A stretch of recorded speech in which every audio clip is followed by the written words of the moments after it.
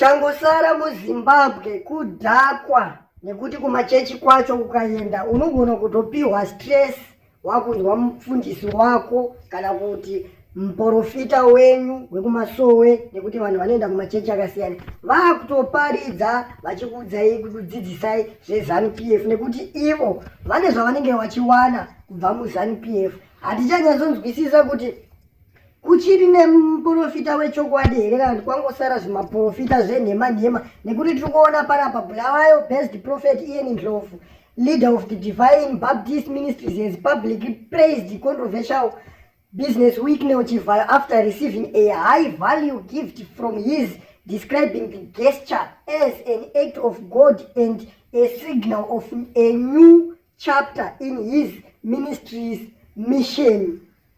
It is zvimaprofita, zvimaprofeti nezvimwewo zvivanhu zviri kungonoreceiva mota kubva kuna vaChivayo, ende vaChivayo munongoziva kuti vakabuda pachena kubva kumazuva apfuura vachiti inini ndinopa zvinhu zvangu munhu wendinoziva kuti anosapota Zanu PF, ende vakabuda pachena vaChivayo vakati kana usingasapote Zanu PF handina chendinokupa.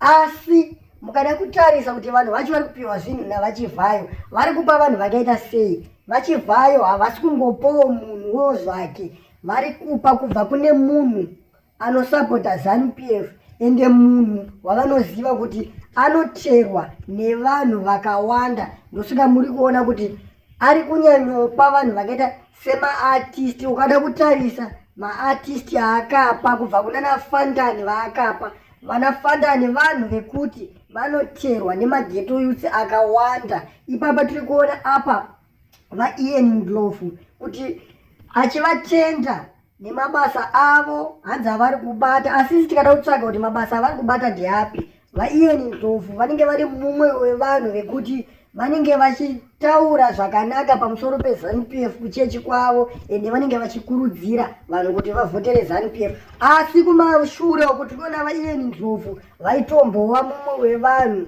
vaitopikisa Zanu PF, ende vaitori mumwe wevanhu vaipa zvimaprofesi zvenhema, ende vamwe vacho vari kutotaura kuti vaIan Ndlovu vakatomboti profita zvimaprofesi zvenhema, ende kwada kutarisa vamwe vacho vakudhipisa, vakutovanyora nemamwe mazita, asi hatichataura hedu mazanya kuti zvinhu zvacho zvavari kunyora zvakatoipa. Asi tinonyatsoziva kuti vana veZimbabwe vanenge vakatsamwa nekuti hakuna munhu waMwari anotora zvinhu zvevapfupi nekureba achishandisa advantage yekuti iye ipublic figure, asi vamwe vana vesangano vachifa nenzara. Ende kwada kutarisa zvimaprofeti izvozvo ndo vanhu vekuti kumachechi kwavo vanotobvisisa vanhu chegumi voisa muhomwe mavo, ende varombo vanoramba vari varombo, vapfumi vanoramba vari vapfumi. Ukada kutarisa mumachechi mavo munenge mutori nevamwe vanhu vanenge vachitorohwa nenhamo vachitokwangwaya, asi munhu ndopo unoona munhu anenge achizviti ndiri munhu waMwari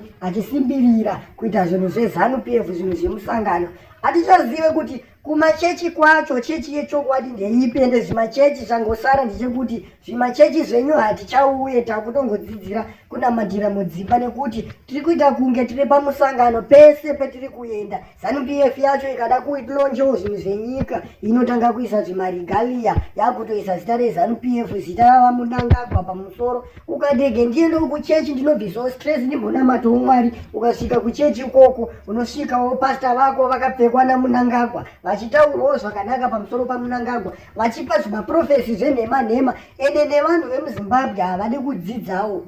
Vanhu vemuZimbabwe vanobhilivha kunamata zvimachechi zvenhema izvozvi, ende vanhu ivava vanhu vakatrena nekuti vakatoenda kuchikoro chekutobira vanhu vachishandisa zvimachechi. Saka hameno kuti mhuri yeZimbabwe nemuchipoonawo sepe munenge muchiparidzirwa nezvimaprofeti zvenyu muri kumachechi muchiomberera maoko muchiti papa, vamwe ndo vanoti ndiana papa, nekuti ukada kutarisa muZimbabwe maprofeti mazhinji vanongobata nyaya dzepolitics ndo dzavari kuoneswa, havasisine zvimwe zvinhu zvavari kuoneswa. Ende vanhu vemuzimbabwe ukada kutarisa maprofesi avo vanoita zvinhu zvinenge zviri paground nguva iyoyo, ndo zvinhu zvavanenge vachioneswa vese. Hapana zvimwe zvinhu zvavanooneswa kunze kwekuoneswa zvinhu zvinenge zviri pahiti nguva iyoyo. Hatichazivi kuti chiprofita chacho ndo zvechinoita here zvekugesa zvinhu zvinenge zviri paground nguva iyoyo.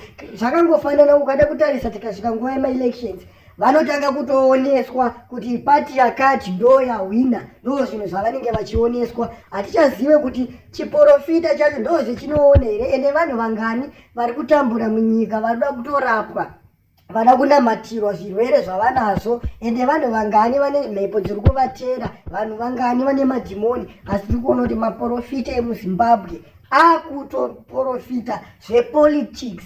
Ende pachiprofita chavo vanenge vachitorumbidza vamunangagwa neZANU-PF. Hatichazive kuti chichiri chiprofita here kana kuti vakapinzwa basa kuZANU-PF, nekuti ukatarisa chiprofita kana vanhu vese vemubhaibheri, vanhu vakatombo vetinodzidza mubhaibheri, vanhu vaitombofambawo naJesu, kana Jesu wacho haana musi waakambopinda nyaya dzepolitics. Ende haana kana chiprofita chaaiita panyaya dzepolitics zvematungirwo enyika anga asingatoite. Asi ukada kutarisa chiprofita chemuzimbabwe changozara zvematungirwo enyika. Ende chiprofita chemuzimbabwe chakawandira kuruling party ZANU-PF, nekuti vanotoziva kuti vakangoprofita vari against ZANU-PF inobva yavamedza, ende chechi yavo inobva yavharwa. Saka maprofita emuzimbabwe vava vanhu vaive kuti vanenge vachitsvaga dzvene vachida kurumbidza ZANU-PF, asi vachiziva hava chokwadi kuti ivo vane something chavari kuwana kubva mubato reZANU-PF. Machechi avo tikutoona kuti atoo mabhizinesi. Ende inini handichatoende chechi dzakadaro, nekuti hapana pendinoenda kune munhu ari kurumbidza nhamo, ari kurumbidza mhondi, munhu ari kurumbidza zvinhu zvisina kana nebasa, zvisina kana future, achida kuti future yangu ife, asi iye anenge achibhenefita. Ende ukatotarisa mota dzavakapiwa, vakatopiwa malatest mota dziri kutoenderana negore retiri, mota dzakabuda 2025 wetiri. Ende vakapiwa nemari pamusoro ma-US dollar cash, voenda kumba kwavo, vonoshandisa kumba kwavo. Asi imimi sevana vechechi munenge muchingonopinda mumachechi dzavo vachikuparidzirai zvisina kana maturo.